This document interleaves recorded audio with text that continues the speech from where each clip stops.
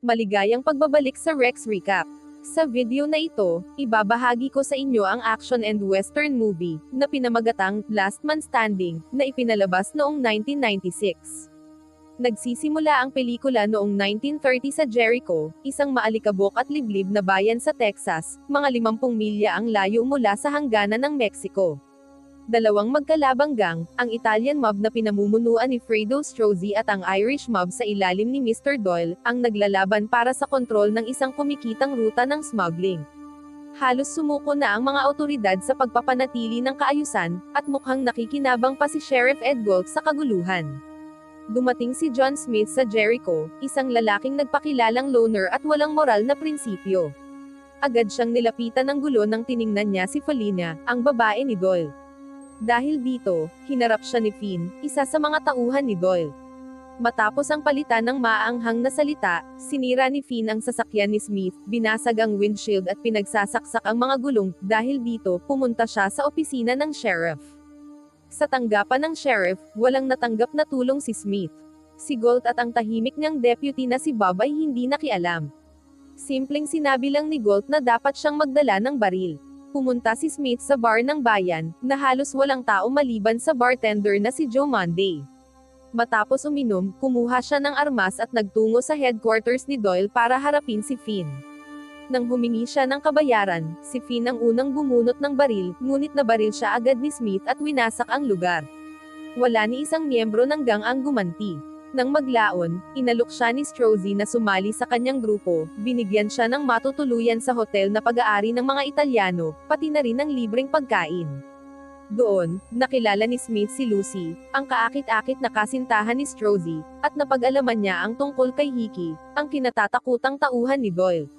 Sa isang hapunan kasama ang mga tauhan ni Strozzi, dumating ng huli si Giorgio, ang pinsan ni Strozzi, at hindi niya nagustuhan ang presensya ni Smith. Nang hinaan ng loob si Smith sa pamumuno ni Strozzi at sa ugali ni Giorgio. Bumalik siya sa bar, ipinapahiwatig ang kanyang pagkadismaya sa kakulangan ng husay ng kanilang grupo. Nang gabing iyon, habang kasama ni Smith ang isang patutot na si Wanda, inambush siya ng Irish mob.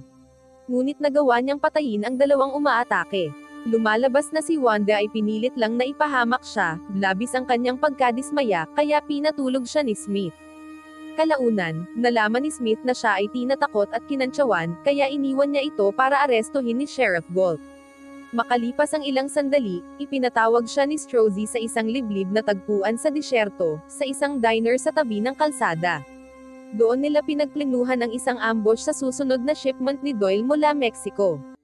Pagdating ng convoy sa border, si Smith ang inatasan na makipag-usap sa commander ng mga Mexican, si Ramirez. Binayaran ni Smith si Ramirez para traidorin ang mga tauhan ni Doyle, at brutal na pinaslang ng mga Mexican ang mga gwardyang Irish.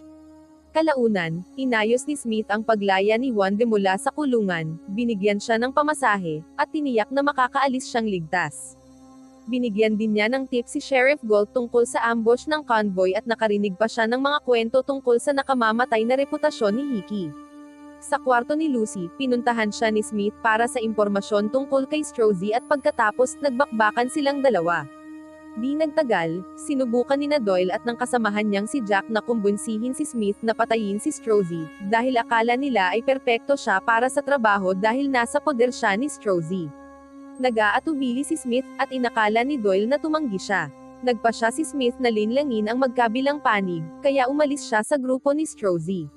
Galit na galit si Strozzi, tinutukan siya ng baril at sinabing, "Walang umaalis sa akin." Binugbog ni Smith si Giorgio at nagharap sila ni Strozzi sa isang tensyonado na pagtutunggali. Sa huli, umatras si Strozzi at umamin na hindi sulit na mamatay para kay Giorgio. Nanatiling nakatago si Smith ng ilang araw, sinusubukang maging mabuti habang hinihintay si Hickey. Samantala, nalaman niyang si Giorgio ay nagsasaliksik tungkol sa kanyang nakaraan. Bilang bahagi ng kanyang panlilinlang sa magkabilang panig, binigyan niya si Giorgio ng maling impormasyon, pinag-iingat siya kay Ramirez sakaling traidorin siyang muli. Naniwala si Giorgio sa sinabi ni Smith at nagtungo sa Mexico. Ibinunyag ni Smith sa Irish mob na makikipagkita si Giorgio sa parehong mga Mexican na nagtaksil sa kanila at nagnakaw ng kanilang mga truck. Binayaran siya para sa impormasyon ngunit tumanggi pa rin siyang pumanig sa alinmang grupo. Kalaunan, dumating si Hickey sa Jericho at agad na hindi pinagkakatiwalaan si Smith. Pumunta si Hickey sa Mexico, sinalakay ang isang kantina, at pinatay sina Ramirez at isang border patrol officer bago hinuli si Giorgio. Samantala, nagkita sina Smith at Fellines sa isang abandonadong simbahan kung saan ikinuwento ni Fellines ang kanyang karanasan. Samantala, bumalik sa Jericho si Texas Ranger Captain Pickett. Binalaan niya sina Smith at Sheriff Galt na iniimbestigahan niya ang pagpatay sa Border Patrol agent. Ipinahayag niyang babalik siya makalipas ang 10 araw kasama ang mga tauhan at sinabi niyang iisa lamang hanggang na dapat manatili sa bayan. Gusto rin niyang mawala na si Smith bago siya bumalik. Nagbalik si Hickey na may alok kay Strozzi, $100,000 at ang mga ninakaw na truck kapalit ni Giorgio. Sa palitan, sinubukan ni Strozzi na magkaroon ng kalamangan, nahuli niya si Fellines at inalok ang isang kapalit, si Giorgio para kay Fellines. Tahimik na nanood si Smith habang nagaganap ang palitan. Sumiklab ang tensyon, hudyat ng nalalapit na digmaan. Pagkatapos nito, nagkwento si Lucy kay Smith. Inamin niyang natuklasan ni Strozzi at Giorgio ang kanyang relasyon kay Smith at dahil dito, brutal siyang binugbog at pinutulan pa ng tenga. Sa paniniwala sa kanyang kwento, binigyan siya ni Smith ng $500 at sinabihang sumakay sa susunod na bus paalis ng bayan. Tinanggap na rin niya ang dating alok ni Doyle, kapalit ng $1,000 na paunang bayad. Upang maghasik ng takot, sinabi ni Smith na, may narinig siyang tsismis na magdadala si Strozzi ng mga karagdagang armadong tauhan sa gabing iyon, na nagpapahiwatig na maaaring nasa panganib na naman si Fellines. Ipinadala ni Doyle si Smith sa isang hideout kung saan binabantayan ng mahigpit si Fellines. Matapang na pumasok si Smith sa harapang pasukan, at agad siyang pinaghinalaan ng mga bantay. Walang pag-aatubili, nagpaputok siya at pinatay ang lahat ng nasa loob. Iniligtas niya si Fellines, isinakay sa kotse, at pinakiusapang tumawid sa hangganan. Bago siya umalis, iniabot ni Fellines ang kanyang krus bilang alaala.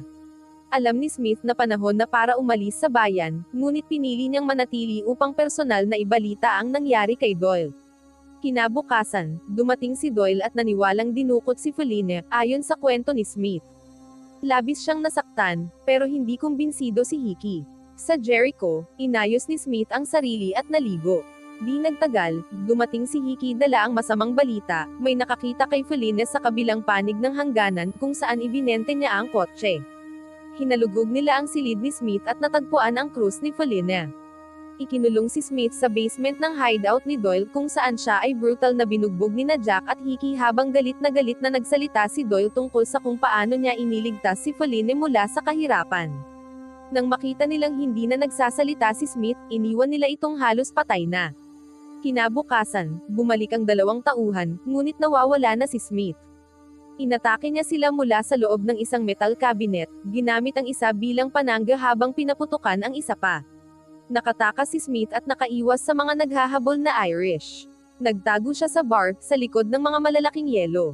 Maya-maya, ibinunyag ni Smith ang impormasyon kay Sheriff Galt, na nagsabi kay Doyle na nagtatago si Smith sa Slim's Roadhouse sa disyerto, kahit alam niyang ang mga Italyano talaga ang naroon. Sinunog ng mga tauhan ni Doyle ang gusali at pinagbabaril ang sinumang nagtangkang tumakas. Kahit nagmakaawa sina Strozzi at Giorgio at nangakong aalis ng bayan, pinatay pa rin sila agad. Inakala ng mga Irish na kasama si Smith sa nasunog. Lumipat si Smith sa isang abandonadong simbahan upang magpagaling. Araw-araw siyang dinadalhan ni Joe ng pagkain at gamot, ngunit kalaunan ay nalaman rin ito ng mga Irish. Hinuli at binugbog nila si Joe. Kalaunan, natunton ni Sheriff Galt si Smith at ibinalita ang pagkakadukot kay Joe. Samantala, sina Hickey at Doyle ay nasa Mexico pa, hinahanap si Fellines. Lumapit si Smith kay Galt at kinuha ang kanyang baril bago magtungo sa lumang hotel na dating pinagtataguan ni Strozzi, ngayon ay bilangguan na ni Joe. Habang papunta, kinuha niya ang kanyang swerteng sombrero at tumigil sa tindahan ng Undertaker, isa sa mga kaalyado niyang natitira sa Jericho. Pumasok si Smith sa hotel ng mabilis at brutal, ang mga bala ng kanyang baril ay tumama sa kalaban ng tumpak. Sa taas, hinabol niya si Jack sa isang kwarto kung saan nakatali si Joe. Nagtitigan silang dalawa, at si Smith ay nagpaputok sa loob ng isang cabinet, pinatay si Jack na nagtatago doon. Bagaman sugatan, ginagamot ni Smith ang kanyang sugat gamit ang alak. Bago umalis, nagtanim siya ng Tommy gun sa pinto bilang babala kay Hickey, at sinabi kay Gold na maghihintay siya sa Slim's Roadhouse. Habang ang bayan ay unti-unting nagkakagulo, umalis si Gold patungong Houston, at pati ang Undertaker ay nagpasya ng lisanin ang bayan. Bumalik si Smith at Joe sa sinunog na labi ng Roadhouse at naghintay. Sa madaling araw, dumating sina Doyle, Hickey, at Bob. Nagtago si Joe sa malapit. Si Doyle, na punong-puno ng kalungkutan at desperado na matagpuan si Feline, ay nagmungkahi ng isang kasunduan. Ngunit lumabas si Joe at binaril siya hanggang mamatay, hindi kayang patawarin ang pinsalang dinulot niya sa kanilang bayan.